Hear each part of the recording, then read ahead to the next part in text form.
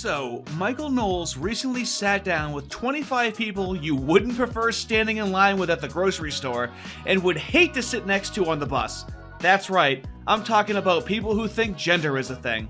Now, we should stop making fun of them and hear them out, which Michael is really good at doing. I'm terrible at doing that. Watch. I need the city to protect me because the federal government won't. And if you think you're afraid of Trump, you should see how afraid of Trump I am. Can you wrap up, please?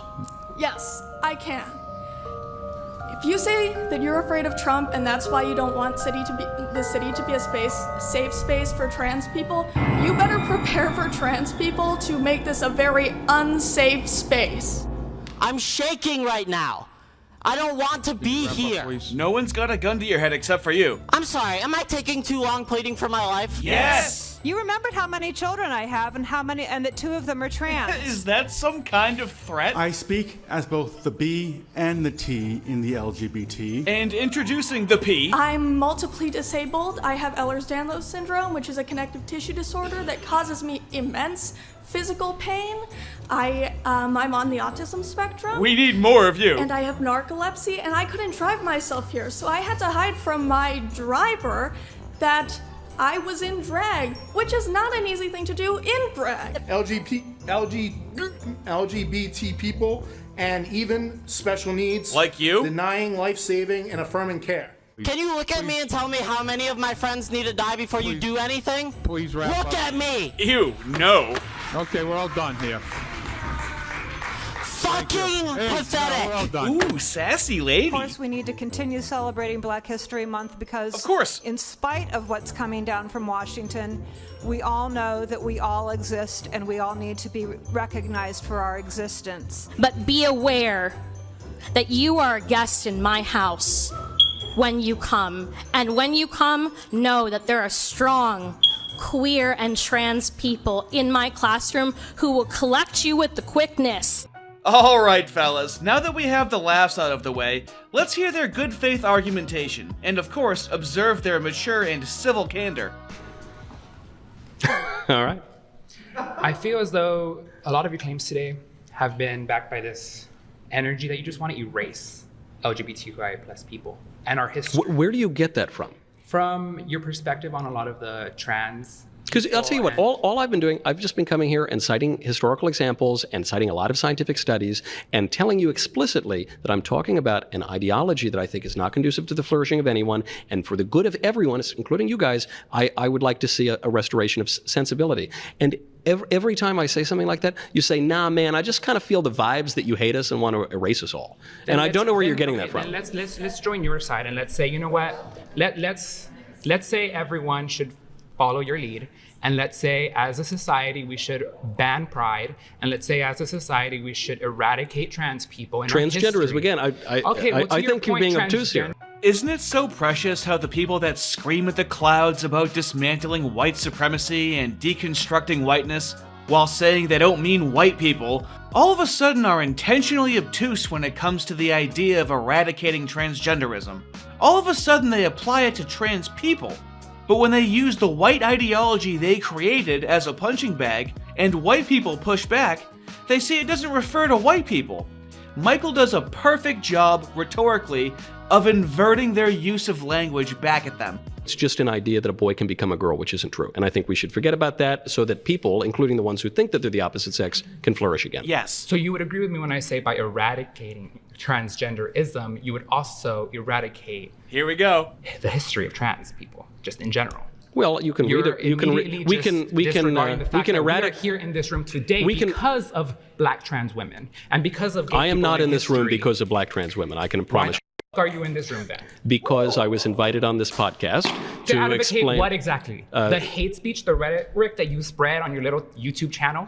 No, just to advocate truth and sensibility. Truth and sensibility. Reality. The truth of the fucking matter is you're surrounded by 25 really proud LGBTQIA people who do not give a about you. You obviously do. You're here talking to me. What are you talking about? You obviously care what I have to say. Because you give You're such sitting a hard 6 inches from me. us. How does this not sound like Michael is talking to an emotionally abused child that just acts sassy to an adult to impress their friends? It's an effeminate struggle session. For a man, he sure acts like a woman. he's not acting too manly, which would then mean he's gay. But it really means he's straight, because he's not acting like a gay man, he's acting like a sassy woman with a little disguise on his face, because she's a woman. Simple math that the whole family can understand. Because I don't understand views, what you're asking people me. should. No matter what you feel deep inside, according to your views, people I don't think should. anyone should be forced to be married or... You're telling me you just spent your entire last 3 hours talking about how my people, men, should not be dressed in gowns. Well, I think you're dressed fine. You're wearing a big And so T-shirt. what if I wore don't know, and I a like your skirt today? crucifix. I would discourage you. you. The thong that I'm wearing underneath I this would, to I prove a would, point? I don't need you to show me that. Exactly. I would suggest you not do that, but I don't really care that much. So let's just go back to the point at hand. Yeah. What is the point at hand? Your idiotic claim that we should just stop LGBTQ pride. No, I guess. You're out. You're out, pal. See ya. Got him. Hello. Blossom, she, her, hers powerhouse. Blossom Powerhouse. Lovely to meet you. Yes. I love how they're acting so sassy like they're owning Michael Knowles. But Michael Knowles is having the time of his life because he gets to go, "Powerhouse, nice to meet you," as he's looking at this massive trans woman. She, her, hers powerhouse. Blossom Powerhouse. Lovely to meet you. Yes. Go ahead. I want to know your ideology around transgenderism. What an absolute spaz. It tells him to go ahead. Go ahead. And then starts asking him a question. Go ahead. I want to know. This is why it feels culty. This person is not thinking about what they're going to say and then saying it. It's like there's no internal monologue happening in their head. It was just like, go ahead. You know what, let me start. Just seems like unhinged behavior from the get-go. That doesn't exist. It just sounds more like conservative propaganda. So I kind of want to know a little bit more about what you're trying to communicate. Okay, I think for all of history everywhere, people have understood the human person to have something to do with his body. So like your body has something to do with who you are. Now there is an alternative view, which is called Gnosticism. It's a view that our bodies don't really have anything to do with who we are, that the body is maybe even evil, and that our true selves have no connection to our bodies. And I see in the transgender ideology a kind of Gnosticism that says that you could look like a man, you could have a man's genetics, you could have a man's genitals, you could have a man's everything. But if you feel on some deep level that you're really a woman, then you are really a woman. And I don't think that's true. And I think that the social effects of that are really bad. See? Michael is way better at saying this politely than I am. He said it articulately. He said it respectfully. As we can all predict, he's obviously going to get an in-kind response that's equally respectful, not overly emotional, because these are people, not animals. Because it leads to the depriving women of their legitimate rights. In some cases, it leads to rapes, notably in the last few years. And it also leads to women losing their sports competitions and their scholarships. And it's just disordered and false. And it also leads to more people adopting this identity, which leads to very high rates of anxiety, depression, and suicide. So it's bad for everyone, and it's not grounded in reality. Oh, I don't even think you understand what you say sometimes. I don't think you even understand what you say, because when we talk about these rape cases of women in the restroom, they're coming from cis men like you. So let's be very clear where it's coming from. No, that's not true. In 2021, excuse me, do not interrupt a black well, I'm just trying to correct you. Well, I would never interrupt a black woman. Delightful jab from Michael. Whoa, I would never interrupt a black woman. Right under the radar. Very nice. Here's the thing about me as a black trans woman.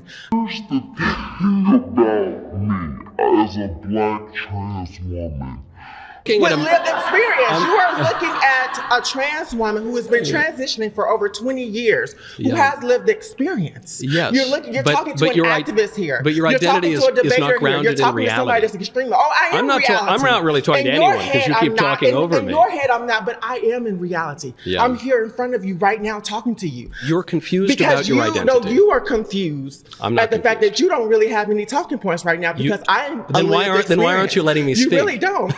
If I have nothing to say, why aren't you letting me speak? Put me on your show. Now, I know what you're thinking to yourself.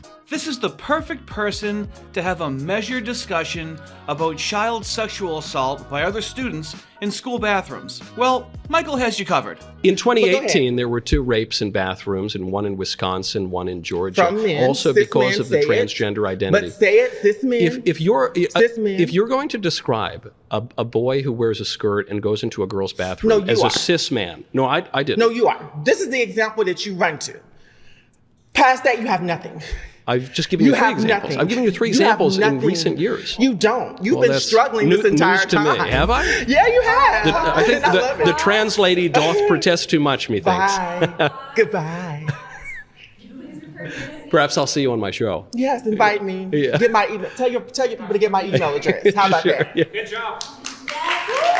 God knows this person can't admit that someone who was born a boy and claims to be a trans girl went into a bathroom and assaulted a girl in a girl's bathroom. It's still a cisgendered boy. There's still no proof that that boy was trans, even though he was wearing a dress and called himself trans. It's not happening, right?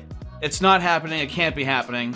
They would lose their whole bathroom narrative if these assaults were on the rise. So it's not happening. But what if it's not happening and then he proves it is happening? And then would you be surprised if another person said that, oh, well, it's good that it's happening?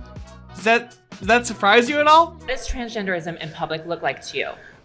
It's allowing men to be treated for the purposes of the law as women. It's men taking 900 sports trophies from women in recent years. And they didn't take 900. They took 900. There's a report just came out from the United Nations, actually. 890 trophies and medals across 600 women who were competitors, across 29 different sports and 400 competitions. That came out like yesterday.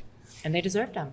It didn't happen, and they deserve them. Okay, that is the logic I hear from the pro-trans crowd. Yeah. Thank you.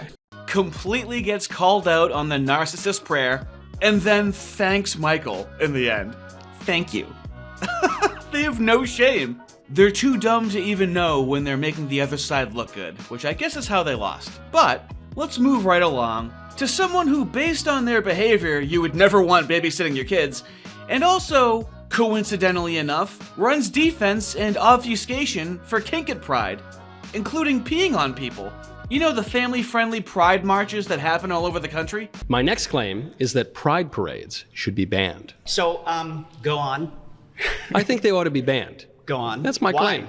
Well, because they're disgusting.